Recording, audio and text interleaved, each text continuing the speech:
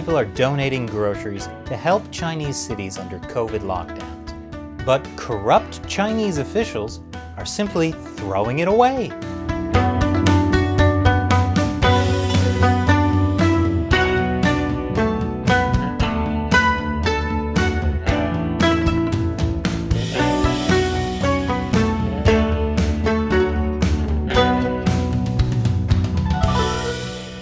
Welcome to China Uncensored, I'm Chris Chappell.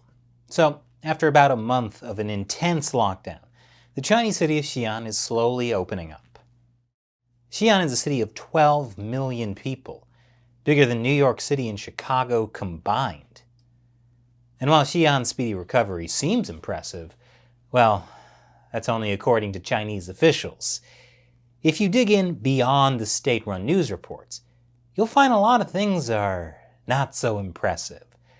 Like how officials have been supposedly keeping people safe. Methods like welding people into their homes, which is not only horrible, but also horribly inefficient.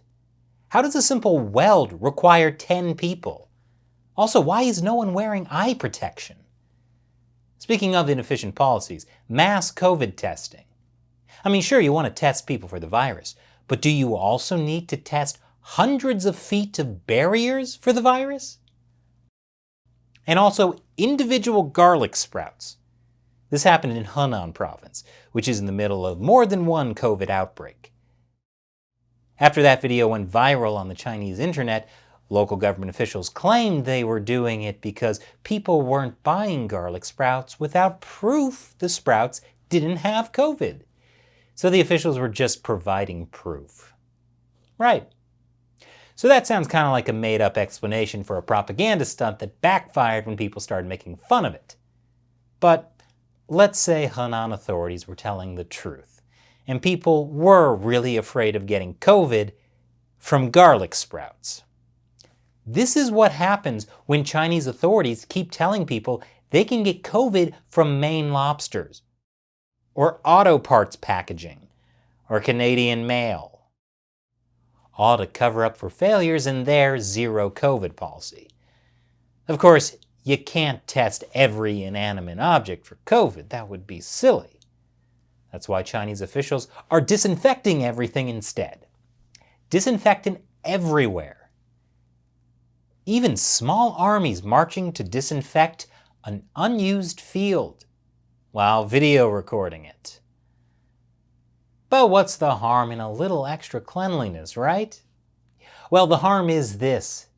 It's winter time, with temperatures well below freezing in Xi'an, and that disinfectant spray turned to ice, and icy streets caused deadly car accidents. Is that why top disease experts keep saying China got it right on COVID-19 strategy? Or maybe it's because strict Chinese lockdowns left people starving in their homes. And food prices skyrocketed, even if you could get food. On Chinese social media platform Weibo, people posted the prices of the vegetables they managed to purchase, whether it be from online or from certain contacts.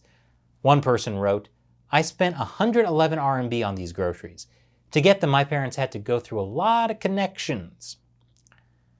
Local governments claimed they were listening to the concerns of the people, but instead of actually delivering food, they made videos of workers delivering food with maximum inefficiency. I wish I could say that's the only video of the notorious food delivery chain, but no, there are so many more. Here's one of people passing around groceries while singing the classic hit, "Without the Communist Party, there would be no new China."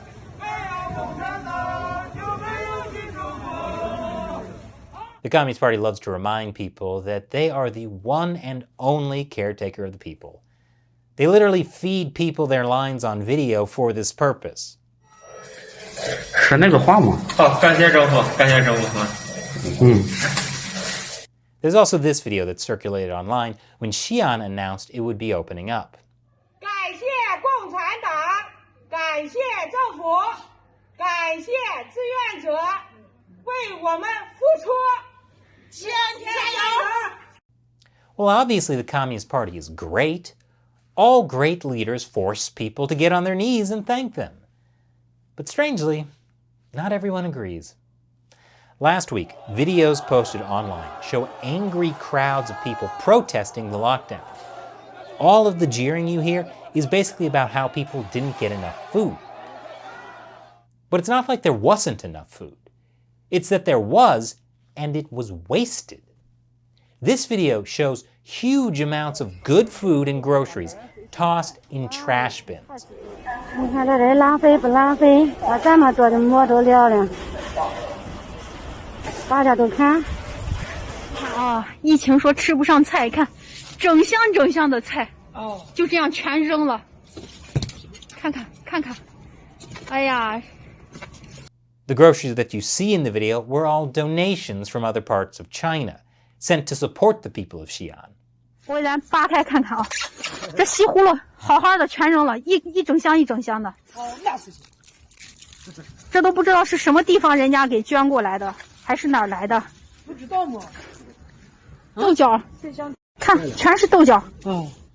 So local officials in Xi'an appear to have gotten their hands on boatloads of food donated from other parts of China, and they just wasted it, while people were starving in their homes.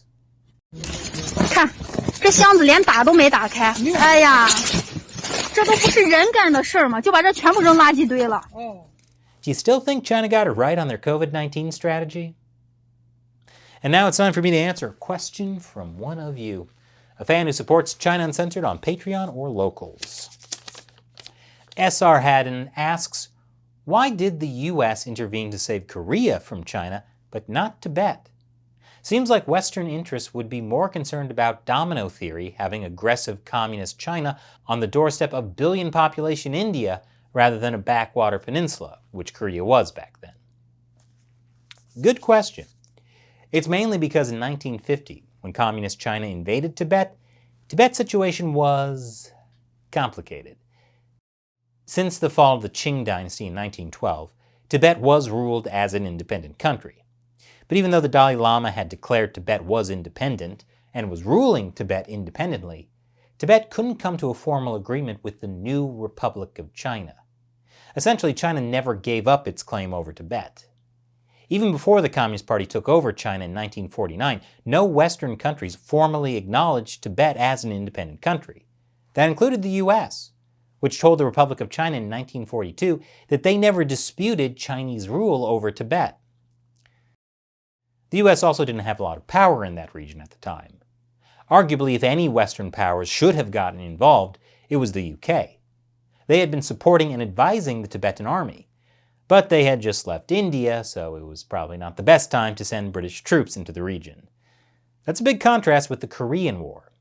The US saw defending South Korea as a meaningful way to stop the global expansion of communism.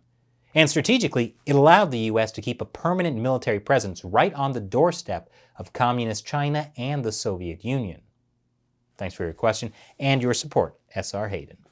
And thank you to everyone else who supports China Uncensored on Patreon. If you haven't joined yet, check it out.